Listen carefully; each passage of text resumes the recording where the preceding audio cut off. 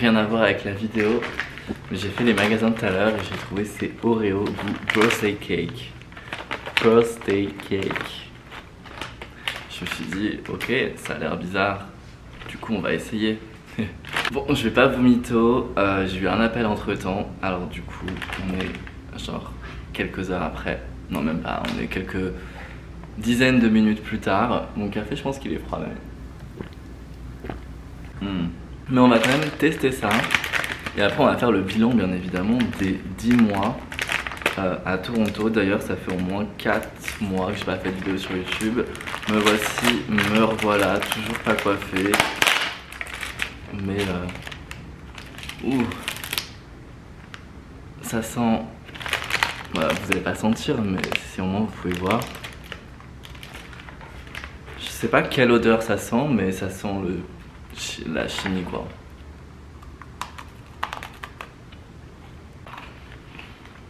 Alors est-ce que ça a le goût d'un gâteau d'anniversaire?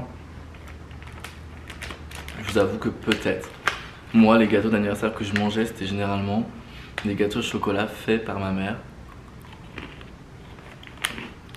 Il n'y a pas ce genre de gros gâteau. Est-ce que c'est bon? Ouais, c'est bon. Bon, passons au bilan des 10 mois à Toronto, au Canada. Est-ce que je me plais? Est-ce que je me plais pas? Pour être honnête avec vous, je vais directement commencer. Je suis un peu mitigé. Ça va faire 1 an que je suis pas retourné en France, que j'ai pas vu ma famille. Et d'ailleurs, je vais bientôt les voir, donc j'ai trop hâte. Mais du coup, c'est vrai que j'ai un manque quand même de l'Europe, j'ai un manque de la culture européenne.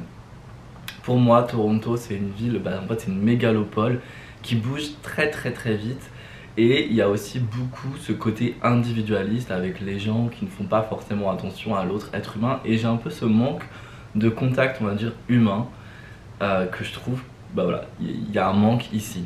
Je trouve pas forcément la population de Toronto aimable comparée à Dublin où j'ai habité pendant 5 ans. Après, est-ce que c'est moi qui suis tombé sur des cons? Est-ce que c'est moi qui ai une tête de con? Peut-être. Mais en revanche, je trouve que la population à Dublin était plus amicale que la population ici à Toronto. En termes de coût de la vie, effectivement, Toronto c'est cher, il faut avoir un bon salaire pour être bien ici. Et quand je dis être bien, c'est pouvoir se faire plaisir et mettre de côté.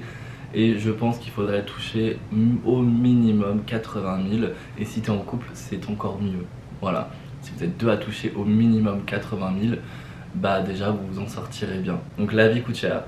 La santé par contre est géniale, tout est hyper rapide, c'est gratuit, hein, du coup il y a la carte. J'ai encore reçu un appel. Bref, du coup je disais, effectivement la santé est hyper bien ici, c'est gratuit, c'est rapide. J'ai fait un scanner, une radio, une prise de sang, j'avais les résultats dans la journée. Enfin sauf pour le scanner et la radio, ça a pris un peu plus de temps, mais en tout cas les rendez-vous c'était direct, prise en charge direct. Et c'était pas forcément pour des trucs urgents, donc ça c'est vraiment cool. En termes professionnels, effectivement ma carrière elle s'améliore encore plus ici, mon anglais s'améliore encore plus ici que Dublin. J'ai encore un appel, je reviens. Je crois qu'on veut pas que je fasse de vidéo YouTube, c'est pas possible, on fait que de m'appeler. Bref, du coup je disais que en termes de carrière professionnelle, effectivement ça m'aide à évoluer, et surtout mon anglais. Ce qui est assez drôle parce que du coup j'étais à Dublin avant, mais comme je travaillais pour le marché français, forcément mon anglais n'était pas forcément... Enfin, je veux dire, oui, mon anglais s'est amélioré, ça c'est sûr, mais j'ai l'impression qu'au Canada il s'est encore plus amélioré parce que maintenant je travaille pour le marché canadien global. Donc honnêtement il y a 90% du temps où je travaille en anglais et le reste en français, mais c'est très rare que je travaille en français. En termes de voyage ici, ça coûte cher de découvrir le monde, vraiment. Pourtant c'est vraiment mon objectif parce que je suis ici sur une période de 2 ans. Donc mon objectif c'est de faire des voyages que je pourrais pas forcément faire une fois que je serai en Europe, parce que ça coûte beaucoup trop cher de voyager l'Europe, ou même en termes de logistique c'est trop compliqué, que là tout est beaucoup plus simple. Donc j'essaye de voyager au maximum, mais par contre ça coûte un bras. J'ai de la chance d'avoir un travail où je peux faire des voyages d'affaires du coup avec mon travail, donc de découvrir des nouveaux pays ou des nouvelles villes. Et ça c'est une chance inouïe et j'en ai totalement conscience, mais quand je dois sortir l'argent de ma poche, ça fait mal. Mais je dirais que oui, effectivement, dans l'ensemble, Toronto, c'est une super ville qui est hyper attractive, dynamique, multiculturelle. Il y a plein de choses à faire, il y a tout le temps des activités, des événements. Que vous soyez passionné par X choses, vous allez trouver la chaussure pour votre pied, ça c'est sûr. Après, il faut avoir les moyens de vivre ici parce que ça coûte cher, les courses coûtent cher, la vie coûte cher, voyager ça coûte cher. Mais ça aussi vaut le coup parce qu'au final, vous enrichissez votre expérience personnelle et professionnelle. Et ça n'a rien de mieux après quand vous allez retourner en France avec cette mention sur votre CV. Et je trouve que c'est plus intéressant si vous voulez déménager au Canada d'aller vivre à Toronto que plutôt Montréal ou une ville francophone où vous n'allez absolument pas améliorer votre anglais ou d'une manière générale beaucoup moins bien parce que ça sera beaucoup moins vite.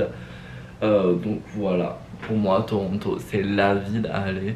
Après je n'ai pas non plus vécu dans les autres villes type Vancouver, Calgary et tout ça, mais je sais que Toronto c'est une ville qui est bien pour y vivre. J'espère que cette vidéo vous a plu et que mon retour sur YouTube vous plaît également parce que moi je suis grave content d'être de retour ici.